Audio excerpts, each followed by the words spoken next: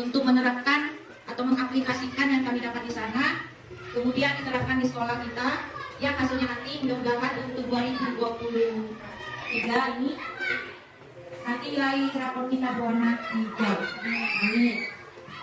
Untuk menerapkan, karena yang ujian AIBK kelas 5, jadi dimohon untuk kelas 1 sampai kelas 4 diberlakukan atau gunakanlah pembelajaran selain bahasa Indonesia menggunakan literasi, contoh matematika. Kebanyakan soalnya dengan soal cerita, jangan lagi menggunakan angka. Jadi itu salah satu cara meningkatkan literasi siswa. Nanti akan disampaikan oleh Ibu Dwi cara membaca nyaring dan membaca bersama. Mungkin aplikasinya besok dicontohkan untuk kelas 1 atau kelas 2. Kemudian hari ini kita membahas tentang kita tahu apa itu pojok baca. Ternyata salah, Bu. Bukan pojok baca yang seharusnya tertulis ini adalah sudut baca. Pojok baca itu adanya di luar, di lingkungan sekolah, tapi di luar, posisinya di luar. Di sana di daerah sama di mana gitu. Pokoknya di lingkungan sekolah. Kalau di sini namanya sudut baca. Mulai besok misalnya kita ganti Bu tulisannya, gitu. Nggak tahu tapi ada yang datang kan, loh itu masih masih pojok baca. Kita katanya belum kita sampaikan. Nanti kita kedepannya kita ganti ataupun kita buat tahu dengan bacaan sudut baca. Kalau untuk pojok baca sedang dalam proses ya Bu, dalam proses. Insya Allah akan segera selesai kita buat di sekolah kita pojok baca. Ya mudah-mudahan dari situ anak-anak kita semua dari SD masing-masing ini semakin berminat, semakin antusias dalam hal membaca. Karena di dalam literasi ini kita tidak hanya monoton dalam literasi itu hanya membaca fokus bernama, enggak. Karena banyak tadi aspeknya kan, ada 6 aspek. Terserah kita mau aspek mana yang mau kita pakai. Selagi itu bisa mengubah minat mereka untuk membaca, menyimak.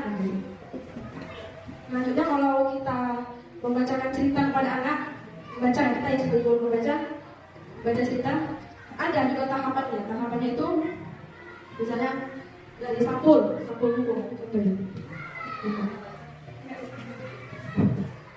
Kita akan melakukan cerita kepada murid. Kita sama murid harus berinteraksi sebelum masuk ke tahap cerita. Murid harus tahu, bisa membaca dari sampul, bukan hanya membaca tulisan, tapi dari gambar mereka juga bisa membaca. Ya, Bu, harus bisa membaca apa yang terjadi di dalam gambar sampul tersebut. Gitu. Dan yang saya tahu juga di sana, saya juga baru tahu, karena saya juga dulu kuliah juga jurusan bahasa Indonesia kan. Dan saya baru tahu semalam, ternyata membacakan cerita itu kita nggak hanya buka begini, nggak hanya begini lah ya, kita selalu membuka seperti ini. Ternyata ada aturan dan tata cara berbuka yang benar. Salah satunya dibuka satu dibuka. Ada tahapannya. Memegang juga kan ini ya. Nah, ini dulu ke depan. Jadi anak-anak itu bisa melihat apa gambarnya, apa judulnya, pengarangnya dan cara terlihat sama anak semua. Dan memegang cara memegangnya juga kita punya tahapan. Seperti ini. Kita buka satu-satu. Sebelum masuk ke tahap ceritanya, kita harus tahu dulu anak-anak itu harus bisa membaca dari gambar tersebut. Nah, kalau sudah dalam cerita dan tahapan ke cerita, tinggal kita masuk ke evaluasi kepada anak. Evaluasi itu namanya apa? Membuat soal kepada anak itu banyak sih contohnya. Misalnya cari yang dari cerita tadi yang berujung huruf A. Anak-anak itu pasti fokus dengan kalimat kita kan, ataupun menyimak. Kalau mereka bisa fokus pasti dapat. Coba kalian cari yang kata yang berhubungan berakhiran eng. Pasti mereka kalau menyimak dapat kan? Dapat kata-katanya. Dan selanjutnya hanya berarti pemahaman lama yang kita tahu hanya berfokus pada membaca, ya. Hanya berfokus ya, pemahaman membaca. Jadi tadi makanya kita bilang aspeknya itu ada 6. Nah, kita boleh menggunakan digital, boleh bukan hanya berbentuk tulisan gitu. Dari gambar, ya.